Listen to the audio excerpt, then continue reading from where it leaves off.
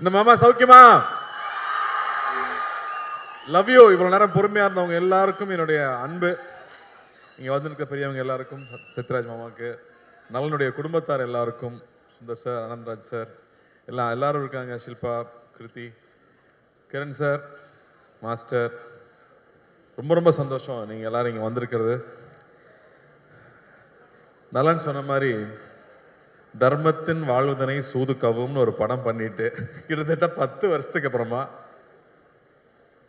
மறுபடியும் தர்மமே வெல்லும்னு ஒரு படம் பண்ணியிருக்காரு. அந்த நல்லதை மறுபடியும் கொண்டு வந்து சேர்த்ததுக்கு உங்களுக்கு ரொம்ப ரொம்ப நன்றி நலன். நலன் பார்த்தீங்கல்ல, இதுதான் நலன். எல்லாருக்கும் ஒவ்வொரு டைரக்டர்ஸ் பிடிக்கும். ஆனால் எனக்கு தெரிஞ்ச நிறைய டைரக்டர்ஸ்க்கு பிடிச்ச ஒரு ஆள்னா நலன் குமாரசாமின்னு சொல்லலாம். நான் எந்த செட்டுக்கு போனாலும் பசங்க சொல்லுவாங்க, சார் நலன் சார் படம் மாட்டீங்களா, நலன் சார் படம் மாட்டீங்களான்னு. அவ்வளோ ஃபேன் பாய்ஸ் இருக்காங்க உங்களுக்கு. இவ்வளோ நாள் காய போட்டது பெரிய தப்பு. அவங்க எல்லாரும் வெயிட் பண்ணிட்டு இருக்காங்க இந்த படத்துக்காக. நலன் வந்து ஒரு தக் லைஃபாவே வாழ்ற ஒரு ஆளுங்க. நீங்க பாத்தீங்கல்ல, இங்க வந்து ஒய்ஃபுக்கு சல்யூட் அடிச்சுட்டு போறாப்புல, இப்படி ஸ்கோர் பண்ணிட்டு போய் நமக்கு திட்டு வாங்கி கொடுக்குற ஒரு ஆளு. எல்லாத்துக்கும் அவர்கிட்ட வேற ஒரு பிலாசபி இருக்கும். சனா சொன்ன மாதிரி வேற ஒரு பிஹேவியர் இருக்கும். சுதுக்கவும் பார்த்துட்டு இந்த ஒரு டயலாக் வச்சிருப்பாருல்ல, இந்த வேலையை செய்யறதுக்கு ஒரு குருட்டுத்தனமான முட்டாள்தனம் வேணும், ஒரு குறுக்குத்தனமான புத்தாள்தனம் வேணும்னு. உண்மையாவே நலன் படம் பண்றதுக்குமே அது தேவை. ஏன்னா அவர் சொல்ற ஐடியாவை புரிஞ்சுக்கிறதுக்கு கொஞ்சம் நேரம் ஆகும். அந்த ஐடியாவை புரிஞ்சுக்கிட்டாலும் நம்ம அதை இமேஜின் பண்ணவே முடியாது. எனக்கு 1000ல் ஒருல அந்த மாதிரி ஒரு அனுபவம் இருந்துச்சு. செல்வராகவன் ஒரு சீன் எழுதியிருப்பாரு. அந்த சீனை புரிஞ்சுக்கிட்டு நடிக்கலான்னு ட்ரை பண்ணால் ஒன்றுமே புரியாது. அவர் வந்து எக்ஸ்பிளைன் பண்ணால் மட்டுமே தான் அது புரியும். அப்படி நலனுடைய ஒவ்வொரு விஷயமும் வேற ஒரு பேரலல் வேர்ல்டில் ஒரு இமேஜினேஷன் இருக்கும். ஸோ அப்படி எனக்கு நலன் கூட ஒர்க் பண்ணது ரொம்ப ரொம்ப சுவாரஸ்யமாக இருந்துச்சு. சுதுக்கவும் பண்ணிட்டு அவர் கூட படம் பண்ண போகிறோங்கிறப்ப ஜாலியாக ஒரு படம், இந்த குழந்தைகளை கடத்தலாம், இல்லை அரசியல்வாதிகளை கடத்தலாம், அப்படி ஏதாவது ஜாலியாக ஒரு கதை சொல்லுவாருன்னு பார்த்தா அவர் வாத்தியார்னு ஒரு கதையை கொண்டு வந்து கொடுத்துட்டாரு. மறுபடியும் பெரிய சவால். உண்மையாக அந்த கதையை கேட்டுட்டு நலன் கூட ஒர்க் பண்ணணும்னு அவ்வளோ ஆசையாக இருக்குது. ஆனால் இந்த கேரக்டர் நம்மளால் செய்ய முடியுமா, நம்ம மெமிக்ரி ஆர்டிஸ்ட் எல்லாம் கிடையாது, நமக்கு இது வருமான நைட்லாம் எனக்கு தூக்கமே வரல. அப்போ வந்து நம்ம நிறைய அந்த கோட்ஸ் எல்லாம் பார்ப்போம் இல்லையா, நம்ம அந்த மோட்டிவேஷனல் வீடியோலாம் பார்த்துட்டு இருப்போம்ல நைட்டில் தெம்பு வேணும்னா. அப்படி பார்க்கும்போது அதில் ஒரு விஷயம் பார்த்தேன். சொல்கிறேன், சொல்லி முடிக்கிறேன். ஸோ அந்த வீடியோவில் வந்து ஒரு விஷயம், எந்த விஷயம் உங்களை ரொம்ப பயமுறுத்துதோ, நம்ம எதை பார்த்து ரொம்ப பயப்படுறோமோ அதை போய் நம்ம ஃபேஸ் பண்ணிடணும். அங்கே தான் க்ரோத் இருக்குன்னு சொல்கிறாங்க. அங்கே தான் நீ அடுத்த கட்டத்துக்கு போக முடியும்னு சொல்கிறாங்க. அப்போது இது ஒரு லைஃப் தான். நம்ம ரொம்ப திரும்ப திரும்ப வந்து பயந்துகிட்டே இருக்க முடியாது. நம்ம எவ்வளோ வாட்டி ஜெயிச்சாலும் நீ தோத்தது மட்டுமே பேசுகிற உலகம் தான் அது. அப்படி பயந்துகிட்டே இருந்தோம்னா புது விஷயம் எதுவும் பண்ண முடியாது. இறங்கி அடிச்சிடணும்னு முடிவு பண்ணி தான் நலன் கூட போய் ஜாயின் பண்ணது. நலன் இருக்கிற ஒரே தைரியத்தில் தான் அந்த படம் பண்ண நான் ஒத்துக்கிட்டேன்னு சொல்லலாம். ஏன்னா இந்த படம் கத்தி மேல் நடக்கிற மாதிரி, ஒன்று ஜெயிக்கனா இல்லாட்டி நம்மளை போட்டு காலி பண்ணிவிடுவாங்க இந்த படத்தில். அப்படி ஒரு ரிஸ்கான ஒரு சப்ஜெக்ட் ஒரு ஆக்டருக்கு. ஆனால் படமாக ஜாலியான படம், என்டர்டெய்னிங்கான ஃபில்ம். அவர் சொன்ன மாதிரி இது ஒரு 80s 90s தமிழ் சினிமாக்குன்னு ஒரு அடையாளம் இருக்குது. நம்ம எல்லாமே நம்ம ரூட்ஸை போய் தேடிட்டு இருக்கோம் இல்லையா. அப்படி தமிழ் சினிமாவுக்கு ஒரு அடையாளமாக இருக்கிற மசாலா படங்களுக்கு ஒரு ட்ரிபியூட்டாக அந்த படம் இருக்கணும் அப்படிங்கிறது தான் அவருடைய எண்ணம். ஸோ ஒரு ஃபுல் அண்ட் ஃபுல் என்டர்டெய்னர். ஒரு பக்கம் வாத்தியாருங்கிற கேரக்டருக்கு, அந்த கேரக்டருக்குள்ள இப்போ போகலான்னு முடிவு பண்ணியாச்சு. உள்ளே போனால் அவர் ஒரு பெரிய கடல். புரட்சி தலைவர், மக்கள் திலகம், பொன்மன செம்மல்னு அவர் மக்கள் அவருக்கு வச்சிருக்கிற பேர் அவ்வளோ பெரிய பேர். அவரை பற்றி பேசினாலே புல்லரிக்குது எனக்கு. ஏன்னா அவரை பற்றி தெரிஞ்சுக்க ஆரம்பிச்சது இந்த படத்துக்குள்ளே போனதுக்கு அப்புறம் தான். Love you boys, love you. இன்னைக்கும் love you guys, love you மக்களே. இன்னைக்கும்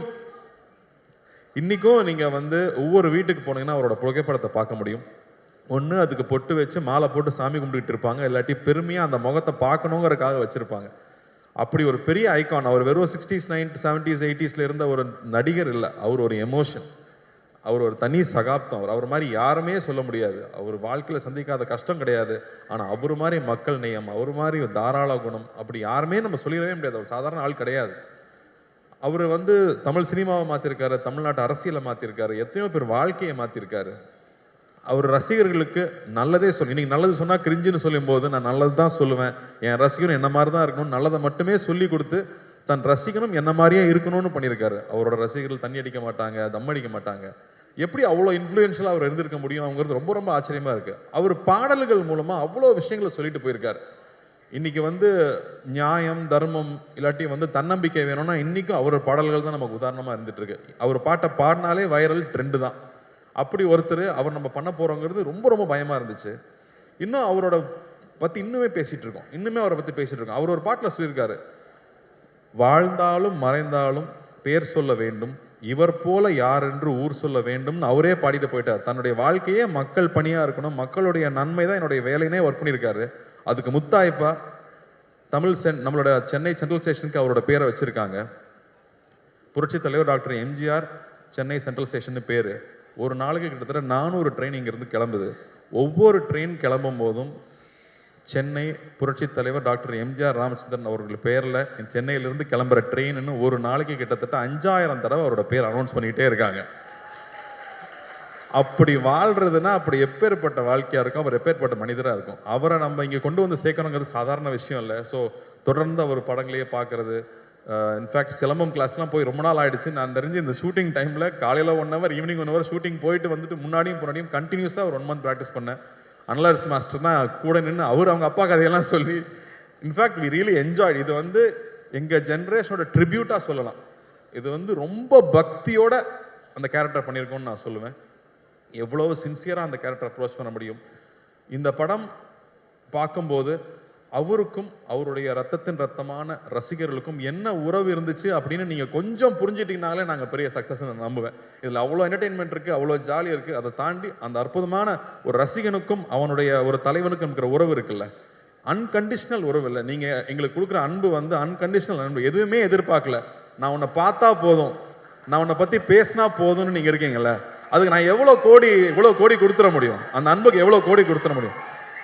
இது வந்து ரசிகர்களுக்கு நான் பண்ணுற ஒரு விஷயமா. உங்களோட அன்பு, உங்கள் முகத்தை பார்த்து நீங்கள் கொடுக்குற அன்பு இருக்கு இல்லையா, அந்த அன்புக்கு பரிகாரமாக நான் இந்த படத்தில் நடித்தேன்னு நான் சொல்லலாம். ஏன்னா இவர் ரசிகனுக்கும் அவனுடைய தலைவனுக்கும் இருக்கிற அந்த உறவு தான் இந்த படத்துடைய கோர் எமோஷன் நான் சொல்லுவேன். லவ் யூ தம்பி, லவ் யூடா, லவ் யூ ஆல்வேஸ்டா. ஸோ இந்த படம் ஒரு புது அனுபவம். இந்த படத்துக்குள்ளே போனதுக்கப்புறம் வந்து முக்கியமாக நான் ஜார்ஜோடைய ஒர்க்கும் சந்தோஷ் நாராயணோட ஒர்க்கும் கிரண்ஸோட ஒர்க்கும் சொல்லுவேன். ஏன்னா இது வேற ஒரு வேர்ல்டு, ஒரு பேரலல் வேர்ல்டு நலன் கிரியேட் பண்ணியிருக்கிறது. ஏன்னா வந்து எல்லாம் 90s கிட்ஸ் தான் சொல்லுவாங்க, டே நலன் யாருன்னு உங்களுக்கு தெரியாதுடா, இந்த படம் வரட்டும்டா அப்போதான்டா தெரியும்னு 90s கிட்ஸ் கதறது நான் பார்க்குறேன். ஸோ மறுபடியும் நமக்கு ஒரு ஓஜி மறுபடியும் ரொம்ப நாளுக்கு அப்புறம் திரும்ப பார்க்க போகிறோம். எப்படி எம்ஜிஆர் சார் ஒரு ஓஜியோ அந்த மாதிரி திரும்ப ஒரு டார்க் காமெடியோட ஓஜியை மறுபடியும் இதில் கொண்டு வந்திருக்கோம்.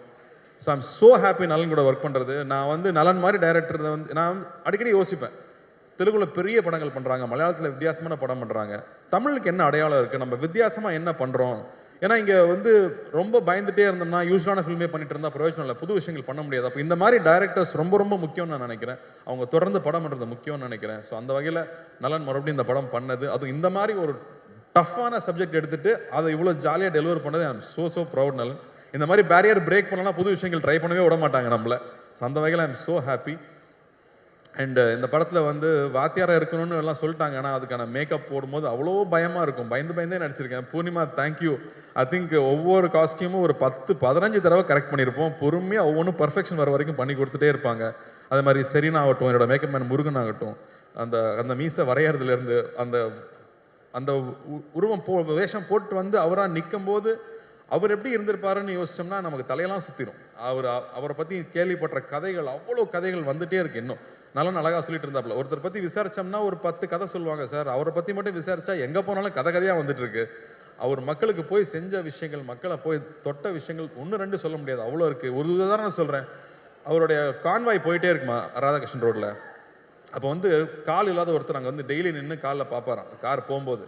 எப்போ டெய்லி காலில் வந்து நிற்கிறேன், எதுக்குப்பா இங்கே நிற்கிறான்னு கேட்டதுக்கு அவர் ஒன்றும் உன்னை பார்க்கவா போகிறாரு, வண்டி வேகமாக போகுதுன்னு சொன்னதுக்கு அவர் சொன்னாராம், கோயிலுக்கு நம்ம போகிறோம், சாமி நம்மளை பார்க்கணும், நான் போகிறோம், நாம தானே சாமியை பார்க்க போகிறோம், நான் தான் அவரை பார்க்க வந்தேன்னு சொன்னாராம். இப்படியே போயிட்டு இருந்த கார் ஒரு நாள் நின்றுருக்கு. அவரே இறங்கி வந்திருக்காரு, கையில் எவ்வளோ பணம் தெரியாது, எடுத்து கொடுத்துருக்காரு, கடை வச்சு பொழைச்சிக்க, பீடி சிகரெட் விற்கக்கூடாதுன்னு சொல்லியிருக்காராம். ஸோ இப்படி அவர்கிட்ட அவரை பற்றின இன்சிடென்ட்ஸ் வந்துட்டே இருக்கு. ஸோ அவரோட கோடான கூட ரசிகர்கள் எல்லாரும் இருக்காங்க.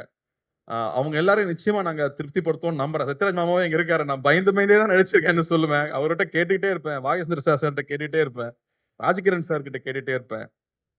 ஸோ ரொம்ப சந்தோஷமா இருக்கு இந்த படம் இப்போ வெளியே வருதுங்கிறது. சத்யராஜ் மாமா மறுபடியும் ஒரு மொட்டை பாஸ் வில்லனா நடிச்சிருக்கிறது ஒரு ஸ்பெஷல் எலிமெண்ட்னு சொல்லலாம் இந்த படத்துல. ராஜ்கிரண் சார் வந்து ஒரு கம்ப்ளீட் டிவோட்டட் எம்ஜிஆர் அவர்களுடைய ஃபேனா நடிச்சிருக்காரு, இந்த தாத்தாவா நடிச்சிருக்காரு இந்த படத்துல. ஆனந்த்ராஜ் சார் ஒரு பயங்கர ஸ்பெஷல் பிந்தாஸ் கேரக்டர் அவரு. சுந்தர் சார் எல்லாருக்கூடையும். Shilpa I think very brave of you to do this கேரக்டர்னு நான் சொல்லுவேன். ஏன்னா அவங்களுக்கு வந்து கண்ணம்மா ஒன்ன சாங்ல எல்லாரும் பார்த்து எல்லாம் கிறங்கிருக்காங்க பசங்க. மறுபடியும் இந்த படத்துல வேற ஒரு கேரக்டர்ல அவங்க பண்ணியிருக்காங்க. So this will be a very special film. ஜார்ஜோட ஒர்க் எக்ஸலண்டாக இருக்குது. சனாவோட ஸ்கோர்ஸ் கொஞ்சம் கொஞ்சமாக நான் பார்த்துட்டே இருக்கேன். டெஃபினட்டாக வந்து ஒரு எபிக் சூப்பர். சனா சொன்ன மாதிரி நமக்கு சூப்பர் ஹீரோவாக வந்து சினிமாவில் இருந்தது எம்ஜிஆர் அவர்கள் தான். அவர் நம்மளுடைய உடல் பொருள் ஆவியில கலந்தவராக இருக்காங்க. நமக்கு முன்னாடி நம்ம பார்த்த ஐகான்ஸ் எல்லாருமே. ஸோ அவர் நம்ம சூப்பர் ஹீரோ எடுத்துட்டா நானும் இந்த படத்தை ஒரு சூப்பர் ஹீரோ ஃபில்மாவே பார்க்குறேன்னு சொல்லலாம். ஆனால் நம்ம ஊர் மசாலா, நம்ம ஊர் ஸ்டைலில் ஒரு படமாக அது வந்திருக்கு. எல்லாருக்கூடையும் ஒர்க் பண்ணது ரொம்ப சந்தோஷம். இது ரொம்ப வருத்திக்கிட்டு நிறைய எஃபர்ட் போட்டு பண்ண படம். ஸோ நிச்சயம் இந்த படம் வெற்றி அடையணும். ஞானவேலுக்கு வந்து மிரக்கல் தான் இந்த படம் வந்து இப்போ வந்து இறங்கி இருக்கிறது. அது புரட்சி தலைவரோட ஆசீர்வாதத்தோட இந்த படம் நல்லபடியா வந்து ரிலீஸ் ஆகணும். உங்க எல்லாருக்கும் ஒரு பெரிய அன்பு, பெரிய நன்றி. இங்க வந்து இதை கலந்துக்கிட்டு வாழ்த்துனதுக்கு. பத்திரிகை தொலைக்காட்சி நண்பர்களுக்கு முக்கியமா எல்லாரும் நீங்களாம் நிறைய பேர் எம்ஜிஆர் அவர்களையும் பார்த்துருப்பீங்க, அவங்கள பத்தி தெரிஞ்சிருக்கும். ஸோ உங்களுடைய அன்பு எப்பவுமே எங்களுக்கு தேவை. உங்களோட அன்பு நீங்க எப்பவுமே என்ன கைட் பண்ணியிருக்கீங்க, எப்பவுமே சரியான படங்கள் பண்ணும்போது பாராட்டி இருக்கீங்க. உங்களுக்கு ரொம்ப ரொம்ப நன்றி. இந்த படத்தை நீங்க சப்போர்ட் பண்ணணும். இந்த சப்போர்ட் ரொம்ப முக்கியம். ஏன்னா இந்த மாதிரியான அட்டம்ஸ் பண்ணும்போது நீங்க கொடுக்குற சப்போர்ட் தான் இந்த மாதிரி படங்கள் மறுபடியும் மறுபடியும் வந்துகிட்டே இருக்கும். ஸோ ரொம்ப ரொம்ப நன்றி. Thank you thank you thank you. Love you guys. Love you love you love you love you. Thank you.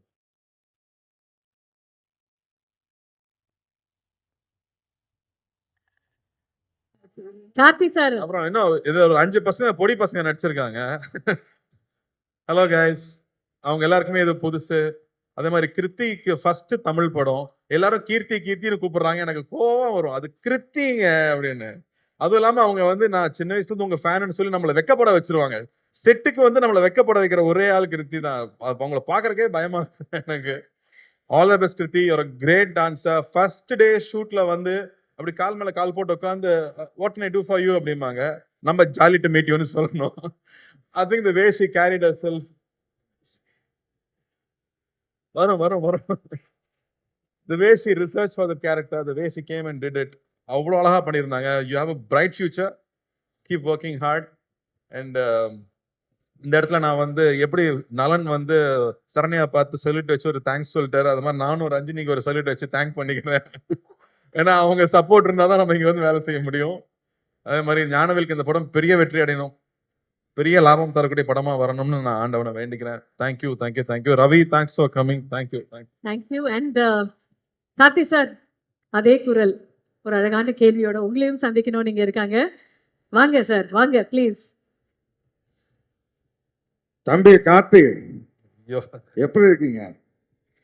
நல்லா இருக்கேன் ஐயா. 1001 திரைப்படத்துல என்னுடைய ரசிகனா நடித்தேன்.